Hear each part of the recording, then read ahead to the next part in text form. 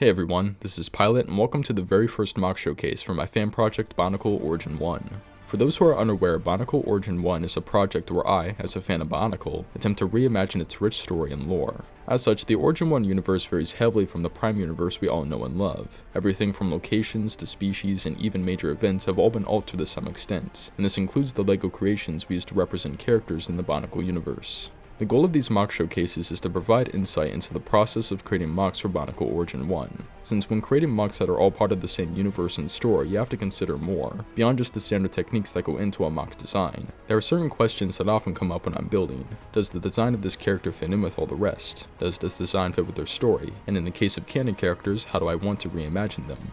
The character we'll be covered in today's mock showcase is an interesting one. Not only is she a canon character who already has an appearance to go off of, but said appearance was decided just over a year ago. Of course, I am referring to Toa Helryx, the first Toa, leader of the Order of Mata Nui, and most recently the subject of the first TTV Canon Contest. It was through this contest that Helryx was finally given an appearance in Bionicle canon, and while I personally am not a fan of this interpretation, it inspired me to create my own version of the character. In this mock showcase, I'll explain the design process behind the Origin 1 version of Toa Helryx. If you wind up enjoying, then please consider giving it a like and subscribing. In the description below you can also find links to both my Discord server and Bionicle Origin 1, where you can learn more about Helryx's backstory in the Origin 1 universe. Now without further ado, let's begin.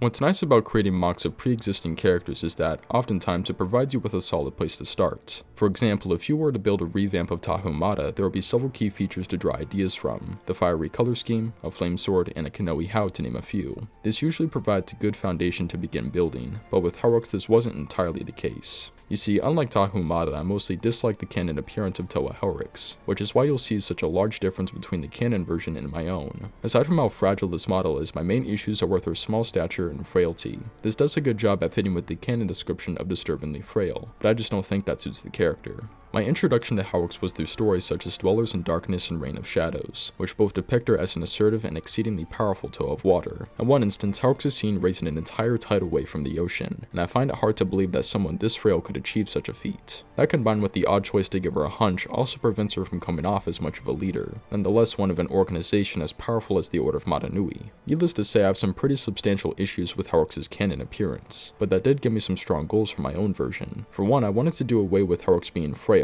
and give her an appearance that actually matches how powerful she is. I also wanted to give Helryx a more muted color scheme to emphasize the darker aspects of her personality, especially that of the Origin 1 version, and finally include aspects of the original model that I actually enjoyed, mainly the canon mask of psychometry and how well it matched with Helryx's armor. So with those goals in mind, I opened up Studio and got to building.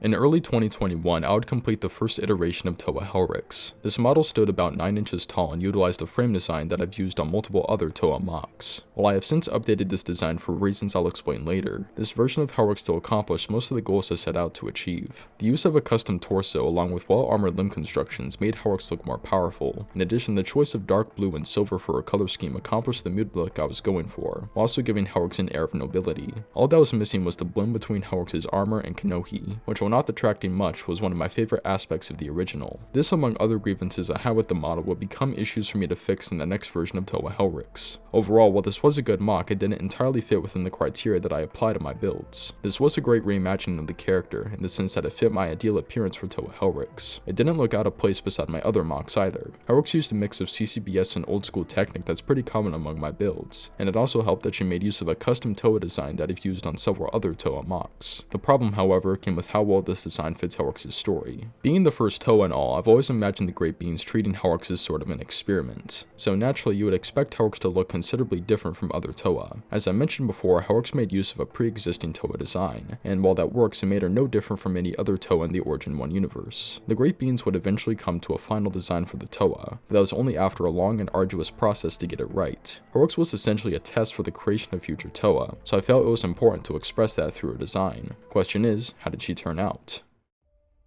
And here we have it, Helryx the First. Giving Helryx a more unique appearance required that I rebuild her entirely from the ground up, but even then I still tried to maintain the identity of the first iteration. To achieve this, I reused some aspects of the first version, such as the color scheme and shoulder armor. This means that Helryx has a similar silhouette to before, however this time much more of the model was built using custom constructions. Prefabricated limb and torso pieces aren't bad by any means, though going custom gave me the freedom to experiment with a lot of different parts, which helped to create a look for Helryx that could stand out against the other Toa. However, I will say this was probably the most difficult part for me when building, since I'm not too experienced with creating custom designs. The arms in particular were a struggle, as oftentimes they would wind up looking too bulky. In addition, it was also a pain figuring out how to mount the shield to Helryx's forearm. Incorporating the connection point into the armor pieces was complicated to say the least, and this also necessitated creating two different versions of the lower arm. I'm glad to say that I did eventually come to a design that I was happy with. This is not only a massive improvement over the janky and slightly illegal connection used on the first version, but it also provides a secure connection for the shield, and the connection point doesn't stick out too much when the shield is being stowed. Speaking of, this version of Helryx has also been given places to store her weapons. On Helryx's back there are two connection points, one for the mace and one for the shield. The shield technically isn't fully secure on Helryx's back, but this style of connection allows the shield to be angled in order to create room for the mace. One of my primary motivations for creating the second version was to recreate the synergy between Helryx's armor and Kanohi. A fun fact about the Canon Mask of Psychometry is that it was actually modeled off an official LEGO piece, that being these Robo-Rider heads. These pieces were used as shin armor on the Canon Helryx, and created a nice sense of consistency when combined with her mask. This time around I made an effort to incorporate these pieces where I could, and while subtle it does help to give the build a more consistent appearance throughout. I followed a similar philosophy with the rest of the armor as well. CCBS shells and Mari armor pieces are used regularly across the design, which I think really helps to tie it all together. Now, while I do view this version of Helryx as an improvement over her previous design, it isn't without flaws. For one, this model does have issues with articulation, the shoulders being the worst case by far. Due to how these Mari armor pieces cover the ball joints, Helryx's arms are heavily limited in how far they can move forward and back. It also doesn't help that the upper arms are built using a CCBS bone, which has a much thicker connection point than the older connectors from Bionicle G1. I thought about fixing this when I was still working on Helryx, but I just couldn't think of a way to improve the design without sacrificing the look of the torso.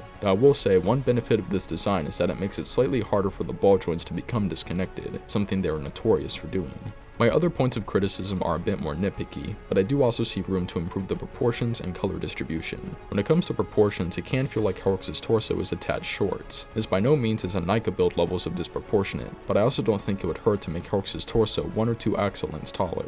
Color distribution, on the other hand, is a tricky one. When building, I would often find myself debating what pieces should be silver versus dark blue, and while I think I found a good balance, I still find myself questioning if there's too much silver in the build. I don't really have an answer for this one, so your feedback in the comment section would be more than appreciated.